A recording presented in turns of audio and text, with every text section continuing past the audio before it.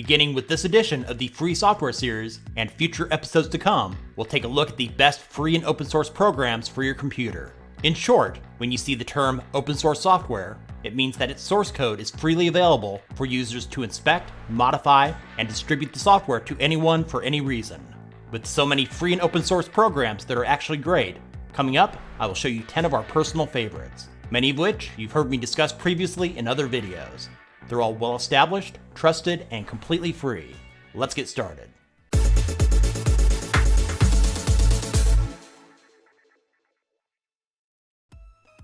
First up is LibreOffice. This Office suite, released in 2011, is a great alternative to Microsoft Office. Their Microsoft Word and Excel alternatives have improved quite a bit over the years when opening and converting those file formats. Included with LibreOffice is Writer, which has many of the same features as Microsoft Word. Calc is similar to Excel. Impress can be used instead of PowerPoint. Draw is a vector graphics editor. And Math can be used to create and edit mathematical formulas. LibreOffice is available for Windows, Mac, and Linux. There are 2 versions available for download. There's one for early adopters that want the latest features, and their other one is their stable release with less bugs. Developed by the Mozilla Foundation way back in 2002, the open source Firefox browser is still one of the most popular browsers available. It has a ton of add-ons and extensions that enhance your browsing experience.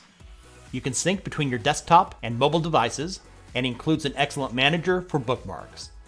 Other browsers that use variants of the Firefox source code include WaterFox and the privacy and security-focused Tor browser. The Firefox web browser is available for Windows, Mac, and Linux. On various distributions of Linux, Firefox is often the default web browser. Next up is OBS Studio. Released in 2012, the screen recorder is available for Windows, Linux, and Mac. It's very popular for streaming video games and other live content. Recordings can also be saved to your computer to be imported into your favorite video editor. If you have an older PC with low system specs, you may encounter lag. For most people, the only true fix for this is to upgrade your computer. Many users of OBS Studio report that they find it to be confusing to use. When starting out, I'd highly recommend checking out the various tutorials available online. Shotcut is a great video editor for new users. It was initially released in 2004 and is updated on a regular basis. A few years ago, it was the first editor I used for editing YouTube videos before switching over to Premiere Pro. It includes a ton of features that are often locked behind a paywall with most free video editors, including support for 4K resolutions and allows for multiple tracks on the same timeline. If you've tried out other video editors, Shotcut's user interface may not be what you're used to. For example, when adding tracks to the timeline, you have to click on the menu icon in the lower left, then select Add Video Track, and go back in and add Audio Track before adding your clips. On the Shotcut website, they include video tutorials that will teach you how to use it. Shotcut is available for Windows, Mac, and Linux. The oldest program in this video is GIMP. Released in 1996, this image editor is one of the best free alternatives to Photoshop.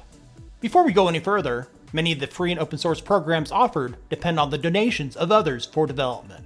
If you'd like to donate to any project, you'll often see a donate button near the top of their website. With GIMP, it's to the right of tutorials. Let's move on. GIMP supports layers and includes tools for retouching your photos or creating brand new images from scratch. In the past year, GIMP has received a major upgrade, making it more useful, including cosmetic changes that make it look better. I personally prefer the dark theme, but if you don't, here's how you change the theme. Go to Edit and select Preferences. Go down to the Interface section and select Theme. Your choices are dark, which is what I'm using right now, gray, light, and system, which is way too bright.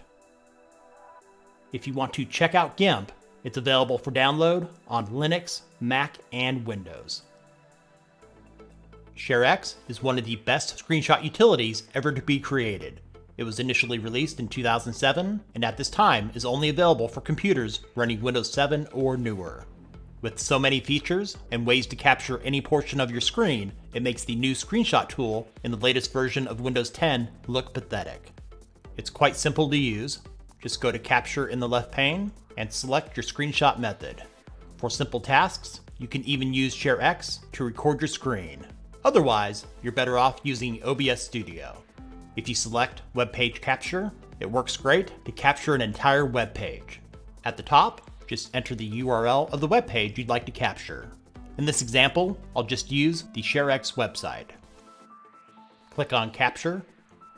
When it's done, click Upload. With every screen capture method, at the top, you have various ways to save, upload, and mark up your images. Blender is a 3D computer graphics toolset released in 1998.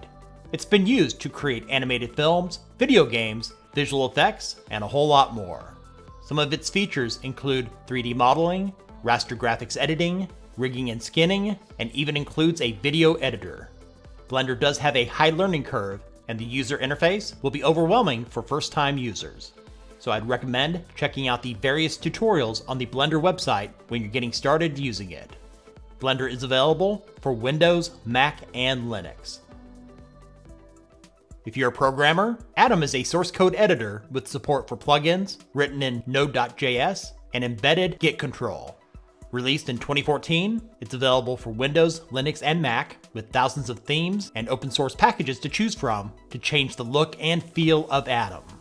It includes developer tools, and with its user-friendly layout, it's really easy to use, especially when analyzing code. It's a definite step up from the standard Notepad, and unlike most of its competitors, it's truly open source.